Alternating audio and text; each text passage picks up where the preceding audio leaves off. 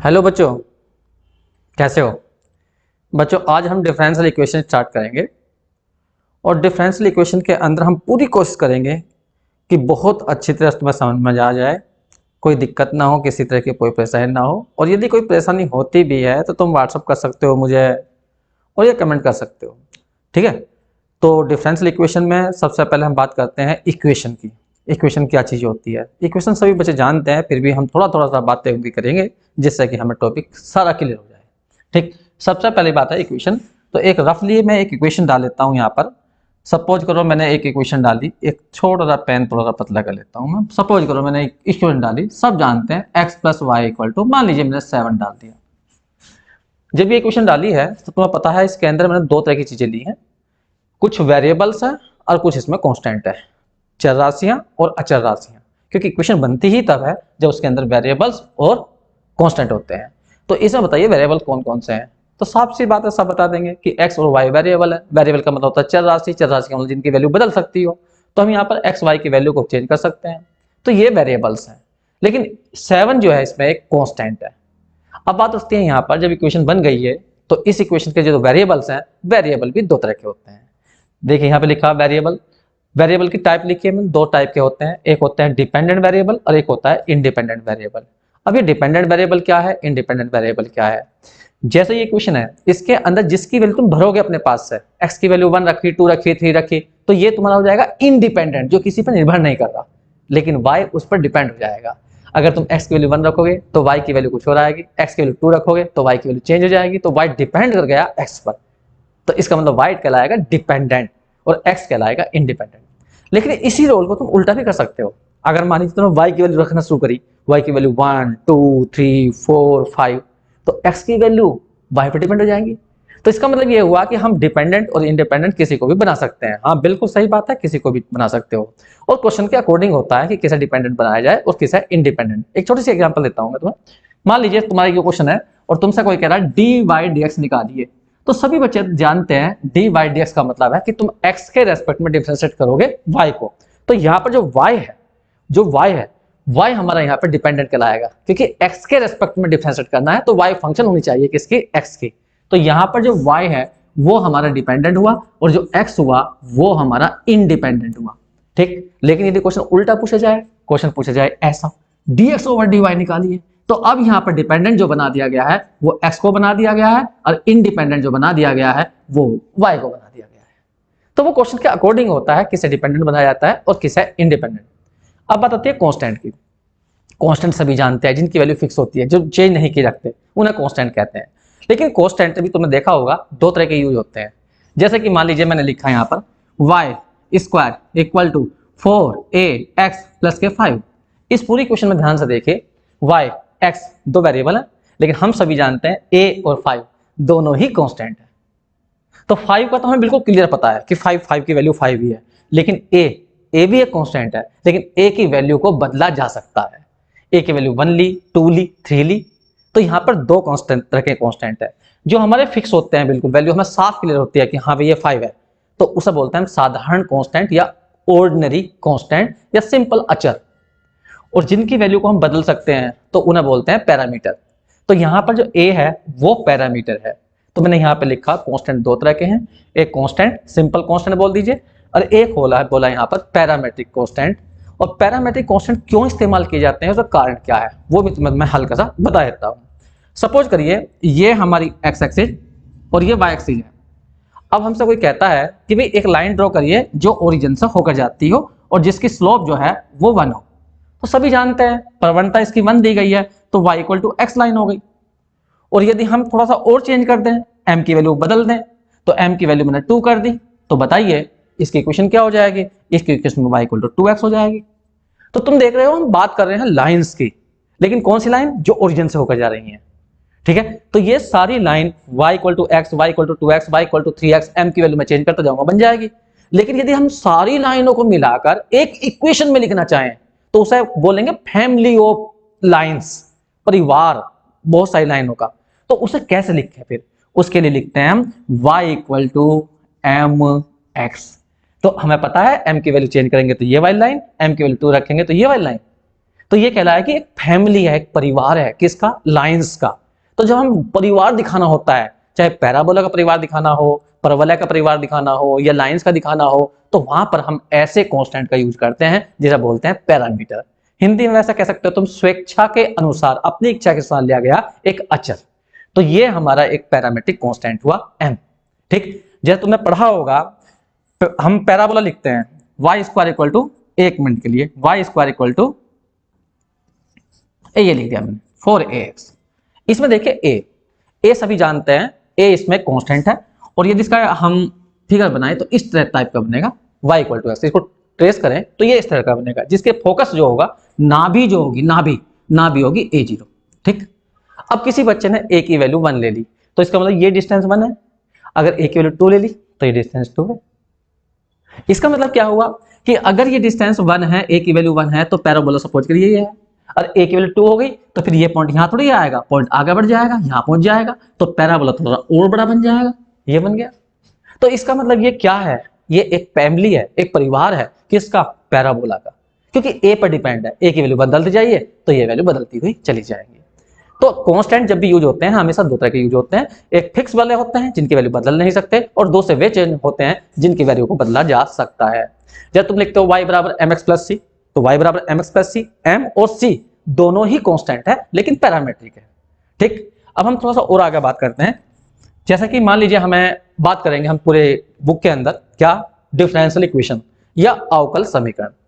अब ये differential equation, अवकलन समीकरण की बात समझने से पहले एक चीज समझनी होगी जो बहुत अच्छी तरह तुम जानते हो, जिसे बोलते हैं अवकलज हिंदी में, या बोलते हैं डेरिवेटिव।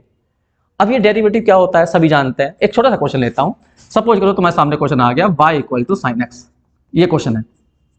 तुमसे कोई कहता है डिफरेंशिएट करिए, तो तुम सामने से पूछोगे किसके रिस्पेक्ट में करें, तो तुम कहते हो एक्स रिस्पेक्ट में करिए। तो बहुत सिंपल सा है, dy over dx equal to हो जाएगा cos x, ये हो गया। लेकिन वो कहने लगे दोबारा करिए, हाँ दोबारा भी कर सकते हैं, ये कर दिया दोबारा, d2y ओवर dx स्क्वायर लिख देते हैं, और cos x का कर देते हैं माइनस के sin x। ठीक है, तो ये जो है ये dy dx ये कहलाता है डेरिवेटिव या अवकलज, या इसे बोलते हैं हम अवकलन गुणांक, डिफरेंशियल कोएफिशिएंट। ऐसे ही ये भी डिफरेंशियल कोएफिशिएंट है, लेकिन ये सेकंड ऑर्डर का कहलाता है, ये फर्स्ट ऑर्डर का, ये सेकंड ऑर्डर का। ये बताता है एक बार डिफरेंशिएट हुआ है, ये बताता है यहाँ पर 2 बार डिफरेंशिएट हुआ है। तो इसका यहाँ पर जो ऑर्डर है वो 1 है, ऑर्डर जो है 1 है। तुम हिंदी में हो सकता है इसे कोटि बोलते होगे शायद। ठीक है, तो ऑर्डर 1 है, और यहाँ पर ऑर्डर जो है वो यहाँ पर 2 है, ये रहा। ठीक, तो यहाँ पर ऑर्डर 1 है, यहाँ पर ऑर्डर 2 है। अगर कोई कहेंगे थर्ड डेरिवेटिव बताइए, तो डी क्यूब वाई और डी एक्स क्यूब निकाल दीजिए, तो ये बन गया तुम्हारा माइनस के कोस एक्स, ये बन गया। तो ये थर्ड डेरिवेटिव है, इसका ऑर्डर कितना है? इसका ऑर्डर 3 है। तो ये थर्ड है, तीसरा है, तो हमें ऑर्डर से चल जाता है पता कितनी बार डिफरेंशिएट हुआ है। ठीक, तो अब बात करते हैं हम डिफरेंशियल इक्वेशन की। ये तो था हमारा केवल अवकलज डेरिवेटिव, क्योंकि इसके ऊपर ही डिपेंड है डिफरेंशियल इक्वेशन। अब देखिए हम बात करेंगे हाँ डिफरेंशियल इक्वेशन की। देखिए मैंने कुछ भी लिखा है, इसको छोड़िए, डिफरेंशियल इक्वेशन की डेफिनेशन लिखी है, वैसे मैंने हिंदी में लिख दिया है और इंग्लिश में भी लिख दी है। ठीक, पढ़ लेना इसको, कोई बड़ी बात नहीं है, मैं बताता हूं इसको क्या मतलब है। डिफरेंशियल इक्वेशन अवकलन समीकरण, नाम से ही जाहिर है अवकलन समीकरण, अवकलज आ जाए, डेरिवेटिव आ जाए। जैसे कि मान लीजिए तुमसे कोई कहता है कि x plus y equal to 1, इसमें 2 वेरिएबल्स है, एक कांस्टेंट है, ये इक्वेशन है। ठीक है, लेकिन ये डिफरेंशियल इक्वेशन नहीं है। डिफरेंशियल इक्वेशन वो कहलाएगी जिसके अंदर डेरिवेटिव आ जाएंगे, डिपेंडेंट, इंडिपेंडेंट और डेरिवेटिव, साथ में कांस्टेंट भी। तो यहां पे ये लिखा गया है कि ऐसी इक्वेशन जिसके अंदर डिपेंडेंट भी हो, इंडिपेंडेंट भी हो, डेरिवेटिव भी हो, ठीक है, कांस्टेंट भी हो, तो वो सब कहलाती है हमारी डिफरेंशियल इक्वेशन। जैसे मैंने एक एग्जांपल लिखी है, ये देखिए एग्जांपल, इस एग्जांपल को ध्यान से देखिए। इसके अंदर d2y dx स्क्वायर, सो साफ जाहिर है यहाँ पर 2 बार डिफरेंशिएट किया गया है। डिपेंडेंट किसे बनाया गया है? डिपेंडेंट y को बनाया गया है। इंडिपेंडेंट किसको बनाया गया है? x को। इसमें देखिए यहाँ y को डिफरेंशिएट किया गया है, किसके रिस्पेक्ट में किया गया है? x के। तो y हमारा यहाँ पर डिपेंडेंट है, और ये हमारा स्वतंत्र है, इंडिपेंडेंट, ये रहा। तो इसके अंदर पूरी इक्वेशन में ध्यान से देखिए कोस भी लिखा हुआ है, dy dx भी लिखा हुआ है। ठीक है, तो dy dx जब आ गया तो ये कहलाएगी डिफरेंशियल इक्वेशन। एक सिंपल सी एग्जांपल देखिए, ये डिफरेंशियल इक्वेशन नहीं है। दूसरा, sin x plus y square equal to cos x, ये डिफरेंशियल इक्वेशन नहीं है। भले इसमें वेरिएबल आ रहे हैं 2 x और y, लेकिन ये डिफरेंशियल इक्वेशन नहीं कहलाएगी। डिफरेंशियल इक्वेशन तब तक नहीं कहलाएगी जब तक कि उसके अंदर डेरिवेटिव ना आ जाए। अब मान लीजिए मैंने लिख दिया dy dx अब प्लस के y और इक्वल टू लिख दिया sin x, तो ये एक डिफरेंशियल इक्वेशन हो गई क्योंकि इसमें डेरिवेटिव आ गया। तो सिंपल सा लॉजिक है, कोई बड़ी बात नहीं है। ऐसी इक्वेशन जिसमें डेरिवेटिव चमक जाए बस वो सब डिफरेंशियल इक्वेशन होती है। चाहे सेकंड ऑर्डर का चमक रहा हो तो मैं थर्ड का चमक रहा हो, कैसा भी चमक रहा हो, सब डिफरेंशियल इक्वेशन है। उसके बाद की बात करते हैं हम। अब आता है डिफरेंशियल इक्वेशन भी दो टाइप की होती हैं। एक होती है ऑर्डिनरी डिफरेंशियल इक्वेशन, एक होती है पार्शियल डिफरेंशियल इक्वेशन।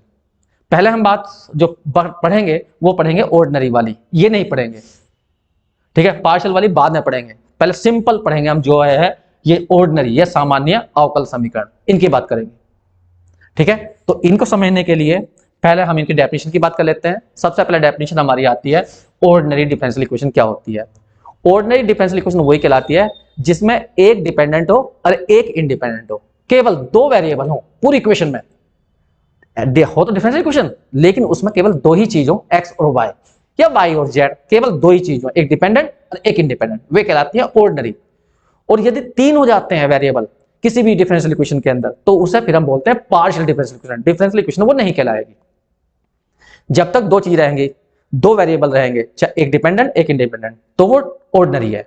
और जब उसके अंदर एक से दो से ज्यादा हो जाएंगे, तीन वेरिएबल हो जाएंगे, तो तब वो कहलाएगी पार्शियल।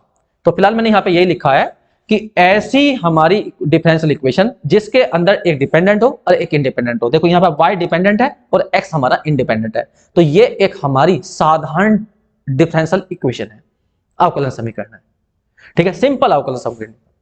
अगर मान लीजिए किसने लिख दिया यहाँ पर डी क्यूब, उससे कुछ नहीं फर्क पड़ता, डी क्यूब से मतलब नहीं है। यहाँ पर मेन है, यहाँ पर दो वेरिएबल दिखाई देने चाहिए बस, y equal to sine x. अब देखिए इसके अंदर दो ही दिखाई दे रहे हैं, x और y, बस यही तो है सामान्य अवकल समीकरण कह दीजिए, डिफरेंशियल इक्वेशन बोल दीजिए, ऑर्डिनरी। ऐसे ही होती है पार्शियल। पार्शियल में क्या होगा, एक से ज्यादा होंगे, वो दो से ज्यादा होंगे, तीन होंगे, चार होंगे वेरिएबल्स।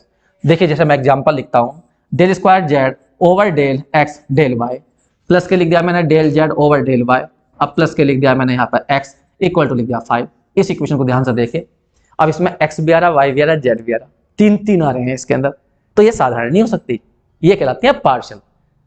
अब यहाँ पे देखो डिपेंडेंट किसे बनाया गया, यहाँ पर डिपेंडेंट जो बनाया गया है वो जेड को बनाया गया है, और इंडिपेंडेंट हमारे दो हैं, इंडिपेंडेंट वो एक्स और वाई। तो डिपेंडेंट एक है, इंडिपेंडेंट दो है। तो जब भी पूरी इक्वेशन में तुम्हें दो से ज्यादा वेरिएबल दिखाई दे जाए तो पार्शियल, और यदि दो वेरिएबल दिखाई दे जाए, एक डिपेंडेंट होगा एक इंडिपेंडेंट होगा, तो उसे कहेंगे हम सिंपल या सामान्य या ऑर्डिनरी डिफरेंशियल इक्वेशन, ठीक है। तो इस तरह से हम बात करें हमने यहाँ पर। अब उसके बाद हम बात करेंगे यहाँ पर जो है कि डिफरेंशियल इक्वेशन नेक्स्ट वीडियो में, क्योंकि बच्चे चाहते हैं कि छोटी छोटी वीडियो बनाई जाए क्योंकि वो ज्यादा बिजी होते हैं, इसलिए हम ज्यादा टेंशन नहीं देना चाह रहे। अगली वाली वीडियो होगी हमारी ऑर्डर क्या होता है और डिग्री क्या होती है, ठीक है। पहली वीडियो थी, इसको ध्यान से देखिए, पढ़िए, और कोई प्रॉब्लम हो तो कमेंट जरूर करिए, ठीक है बच्चों। Thank you.